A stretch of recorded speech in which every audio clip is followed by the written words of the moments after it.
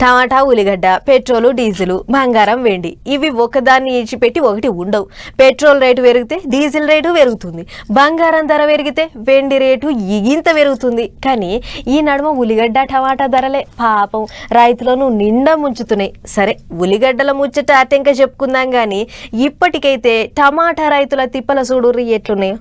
అయ్యో టమాటా రైతులకు ఎంత తిప్పలొచ్చింది చూడుర్రి. నెల కింద 60 రూపాయలకు కిలో వలికిన టమాటాను ఇప్పుడు మార్కెట్లో ఎవ్వరూ దేక్తలేరు. నెరి మదనపల్లి మార్కెట్లనైతే అడ్డీకి పావు షేర్ లెక్కనే అడుగుతుర్రు బేరగాళ్ళు.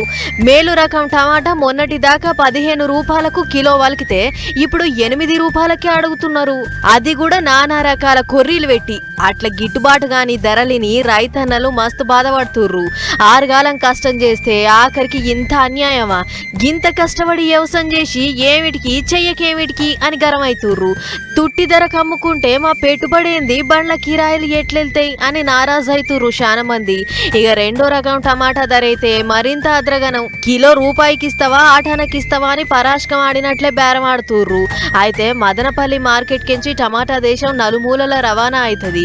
అసొంటిది ఇప్పుడు గింత తిప్పల ఎందుకు వచ్చింది అని అంటే చుట్టుపక్కల జిల్లాలతో పాటు కర్ణాటక, తమిళనాడు అసొంటి పక్క రాష్ట్రాలలో కూడా బానే సాగు చేస్తుర్రట. అట్లా అన్ని దిక్కుల దిగుబడి పెరుగుడుతోని ధరలు పడిపోయినాయి. టమాటా రైతులకు కష్టాలు పెరిగినాయి. దీంతోని కోతకొచ్చిన పంట కోసినా కూడా ఏం ఫాయిదా లేదన్నట్లు షేన్లలోనే ఇడిచిపెడుతుర్రు ఈ గింతమంది.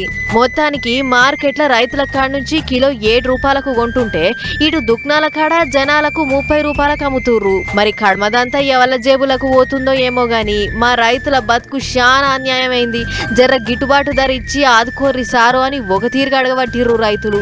మరి ఏం చేస్తారో ఏమో గాని టమాటా రైతుల కష్టం చిన్నగా లేదు పోర్రి.